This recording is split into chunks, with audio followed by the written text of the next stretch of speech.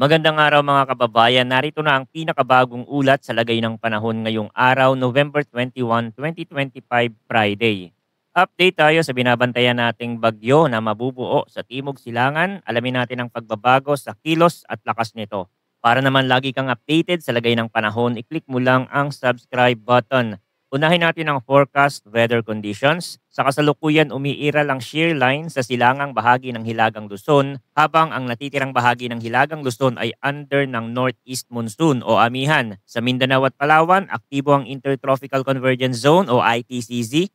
Ang tatlong sistemang ito ang dahilan kung bakit may tuloy-tuloy na ambon at mahabang ulan sa norte. May pabugso-bugsong thunderstorm sa Timog at Kanluran at may mainit maalinsangang tanghali na mabilis na uuwi sa buhos ng ulan kapag hapon. Para sa Cordillera Administrative Region, Cagayan, Isabela, Quirino at Nueva Vizcaya, maulap ang langit na may kalat-kalat na pagulan at mga thunderstorm dala ng shear line. Inaasahan ang mahabang ambon sa umaga na unti-unting lalakas pagsapit ng hapon dahil sa interaksyon ng malamig na hanging amihan sa basang hangin mula sa silangan. Kapag tumama ang tuloy-tuloy na ulan sa bundok, tumataas ang chance ng pagguho lalo na sa gilid bangin na kalsada at sa mga barangay na nasa paanan ng bundok. Sa Caraga, Northern Mindanao, Davao Region, Socsargen at Palawan, asahan ang maulap na kalangitan na may kalat-kalat na ulan at thunderstorm dahil sa ITCZ. Typical ang pattern, mas banayad ang umaga, biglang iinit sa late morning, tapos biglang babagsak ang ulan at thunderstorm bandang hapon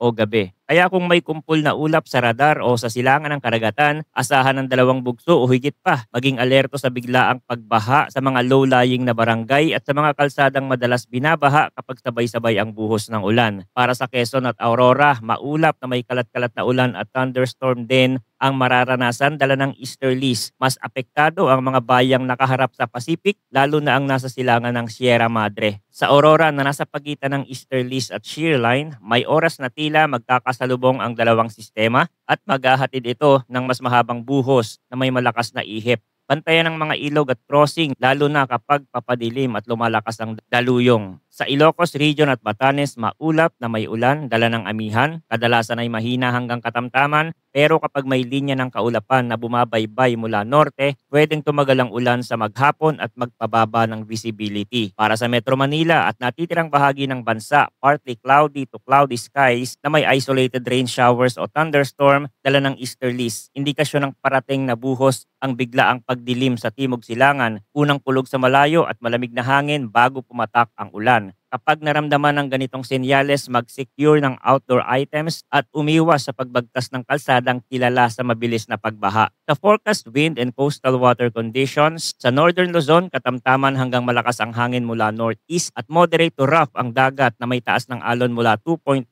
hanggang 4 meters. Sa natitirang bahagi ng Luzon at silangang section ng Visayas, katamtaman hanggang malakas ang hangin mula east hanggang northeast at moderate to rough ang dagat na nasa 1.5 hanggang 3.1 meters. Sa natitirang bahagi ng bansa, banayad hanggang katamtaman ng hangin mula northeast hanggang north at slight to moderate ang dagat na may taas ng alon mula 0.6 hanggang 2.1 meters. Sa paligid ng malalakas na thunderstorm, inaasahan ng mas matitinding bugso ng hangin at mabilis na pagtaas ng alon kahit walang nakataas na gale warning. Kaya laging tumingin sa aktual na kalangitan at pakinggan ng lokal na abiso. Ito naman ang latest heavy rainfall outlook na inilabas ng Pag-asa dahil sa shear line. Ngayong araw, posibleng umabot sa 100 hanggang 200 millimeters ang ulan sa Cagayan, habang 50 hanggang 100 millimeters sa Apayao, Isabela at Kalinga. Bukas, 100 hanggang 200 millimeters mula sa Cagayan at 50 hanggang 100 millimeters sa Apayao at Isabela. Sa Sunday, November 23,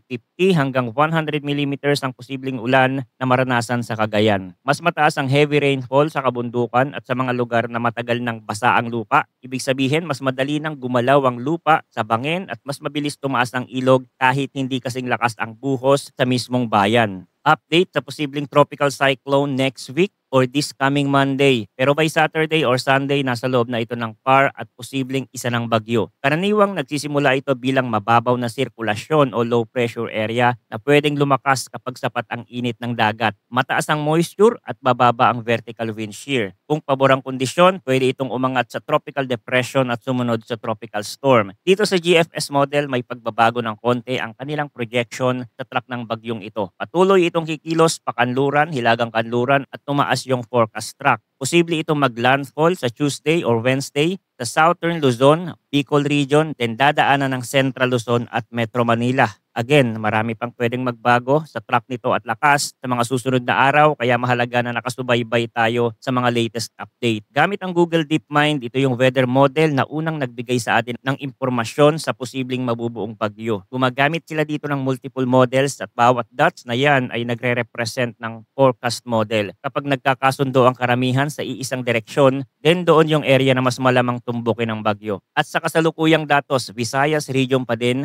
ang sinasabing dadaanan ng bagyong ito, yung naging track ni Bagyong Tino. At sa susunod na mga araw, maglalabas na ang pag-asa ng Tropical Cyclone Bulletin para paghandaan ito. Pagdating sa lakas, mas maraming green dots tayong nakikita na nagre-represent ng tropical storm category. Pero hindi natin pwedeng baliwalain kasi may chance pa din na mag-intensify ito at tumaas ang category level. Remember na long range pa rin ito, kaya maaaring magbago ang takbo, bilis at tindi. Kung babagal ang sistema, mas lalaki ang rainfall totals at mas tatagal ang pagbaha. Kung bibilis, mas maikli ang exposure per area, ngunit mas madiin ang hangin sa malapit sa track. Sa unang linggo ba ng December may papasok ba na bagyo? Meron tayong nakikita dito pero ganun pa din, kalat-kalat pa. Hindi pa nagkakasundo ang mga weather model. Pagdating sa direksyon, patuloy din natin itong babantayan. Uulitin natin, una, shear line ang primary driver ng mahabang ulan sa Cordillera at Cagayan, Isabela, Quirino, Nueva Vizcaya corridor. Maganda para sa landslide prone segments at river rise. Pangalawa, ITCZ ang magpapabugso ng thunderstorm sa Caraga, Northern Mindanao, Davao Region, Soxargen at Palawan. Tutukan ang mga low-lying at urban flood spots. Pangatlo,